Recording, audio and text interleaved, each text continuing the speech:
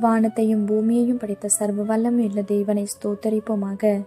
இந்த ஆகஸ்ட் 25 முழுவதும் கண்ணின் மணி போல நம்மை பாதுகாத்து வந்த தேவனுக்கு நன்றி செலுத்துவோமா? கிருபையும் மகிமையும் நிறைந்த எங்கள் பரிசுத்தமுள்ள நல்ல தகப்பனே, உம்மை ஸ்தோத்தரிக்கிறோம், துதிக்கிறோம் ராஜா. இந்த இரவு நேரத்திலும் உம்மை நோக்கி பார்க்கக்கூடிய கிருபையை கொடுத்ததற்காக நன்றி தகப்பனே. அப்பா, இந்த நாளிலும் உங்களுக்கு பிரியமில்லாத காரியங்களை செய்து உடைய இருதயத்தை துக்கப்படுத்தியதற்காக எங்களை தயவாய் மன்னியும் ஆண்டவரே. உமக்கு பிரியமான பிள்ளையாய் வாழ உதவி செய்யுங்கப்பா. இந்த நாளிலும் எங்கள் தேவைகள் எல்லாவற்றையும் சந்தித்து நாங்கள் சோர்ந்து போகாதபடி உடைய வார்த்தை கொண்டு எங்களை பலப்படுத்தியதற்காக நன்றி தகப்பனே. ஆண்டவரே, இந்த நாளிலும் நாங்கள் கோபம் கொண்டதற்காக எங்களை தயவா மன்னிச்சிருங்க ஏசப்பா. எந்த சூழ்நிலையிலும் கோபப்படாம பொறுமையா இருக்க எங்களுக்கு கற்றுத்தாங்க ஆண்டவரே.